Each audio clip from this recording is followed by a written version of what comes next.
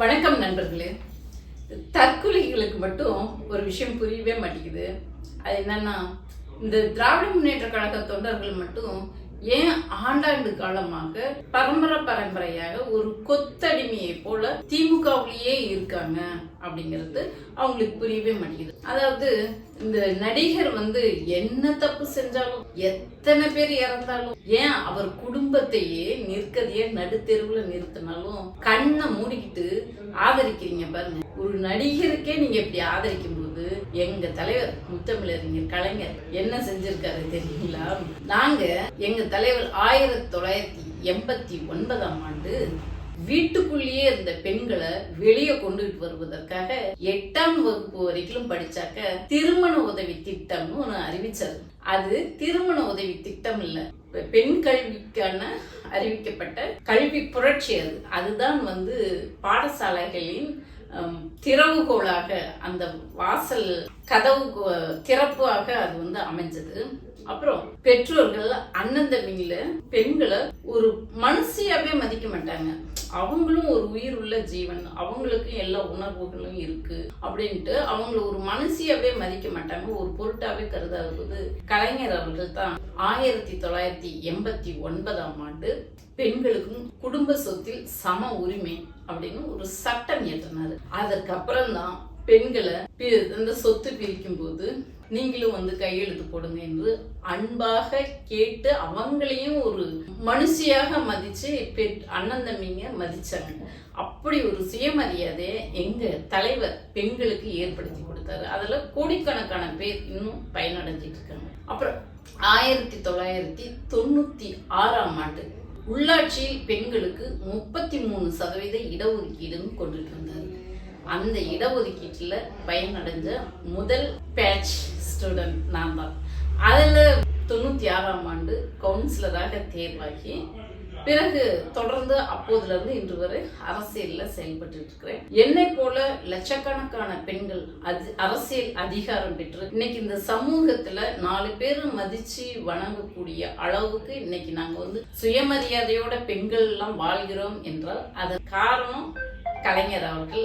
அதை தொடர்ந்து நம்முடைய முத்துவேல் கருணாநிதி ஸ்டாலின் அவர்கள் இப்போ 2021ஆம் ஆண்டு 50% இடஒதுக்கீடு கொடுத்து சரிசமமாக சமூக நீதியை சரிசமமாக பிரிச்சு கொடுத்தாரு, அதிகாரத்தை பிரிச்சு கொடுத்தாரு. அப்புறம் 1996 அரசு வேலை வாய்ப்பில் பெண்களுக்கு 30% இடஒதுக்கீடுன்னு கலைஞர் கொடுத்தாரு.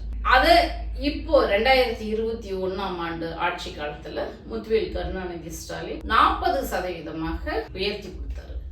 அதன் மூலமாக இன்னைக்கு பெண்கள் எல்லோரும் அரசு வேலைகள்ல அதிகாரிகளாக கோடிக்கணக்கான பெண்கள் இன்னைக்கு பணிபுரிகிறாங்க. பெண்கள் தங்களுடைய பொருளாதார சுதந்திரம் பெற்று தாங்க சுதந்திரமாக வாழ்வதற்கு வழிவகுத்துவர் தான் கலைஞர். அதே போல இந்த மகளிர் சுய உதவி குழுன்னு 1989ஆம் ஆண்டு துவங்கினார் கலைஞர். அந்த குழு மூலமாக பெண்கள் சுய தொழில் செய்வதற்கு வட்டியில்லா கடன் கொடுத்து சிறு தொழில் முனைவோர்களாக பெண்களை தரம் உயர்த்தினாரு. அதன் மூலமாக பெண்கள் இன்னைக்கு எங்க வீட்டை விட்டு வெளியே வந்தாலே ஆண்களுக்கு நிகராக பெண்களும் பொது வெளியில பாக்குறோம்னாக்க அதற்கு காரணம் இந்த மாதிரி திட்டங்கள்லாம் தான்.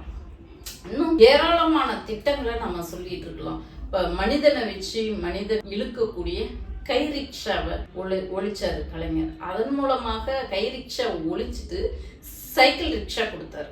அது கொல்கத்தா போன்ற கம்யூனிஸ்ட் ஆளும் மாநிலங்கள்ல கூட இன்னும் அந்த கை ரிக்ஷா இருக்கு. ஆனா ஒரு சமூக நீதி காவலராக இருந்து இந்த தமிழ்நாட்டின் சிற்பியாக இருந்து தமிழர்களை தலை நிமிர வைத்த தலைவர் தான் கலைஞர்.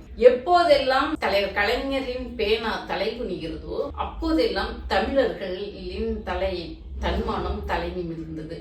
அப்படிப்பட்ட ஒரு தலைவரின் கீழ் இயங்குறோம் என்ற ஒரு திராவிட முன்னேற்ற கழக ஒரு கோட்பாடு, சமூக நீதி, சமத்துவம், பெண் விடுதலை, மொழி உணர்வு, இருமொழி கொள்கை, இப்படி ஒரு கொள்கை ரீதியாக இயங்கக்கூடிய ஒரு இயக்கத்துல பொதுவா ஒரு நிறுவனம் என்றாலே அங்க நிறை குறைகள் எல்லாமே இருக்கும். ஒரு ஆட்சி அதிகாரம் அரசு எனும்போது அரசியலமைப்பு சட்டத்தை வடிவமைத்த அண்ணல் அம்பேத்கர் அவர்களே ஆண்டாலும் அரசாட்சி செஞ்சாலும் கூட 100% பியோர் அரசாட்சியை யாராலையும் கொடுக்க முடியாது, எந்த மனிதனாலையும் கொடுக்க முடியாது.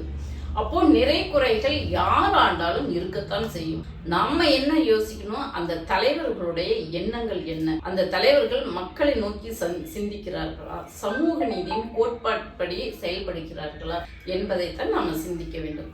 அந்த மாதிரி எங்கள் வாழ்நாள் முழுசும் இந்த மனிதர்களின் வாழ்க்கை தரத்தை கூணி இருந்த தமிழர்களை நிமிர்ந்து நடக்க வைத்த அந்த திராவிட முன்னேற்ற கழகத்திற்காக எங்கள் வாழ்நாளையே நாங்க அர்ப்பணிக்கிறோம்.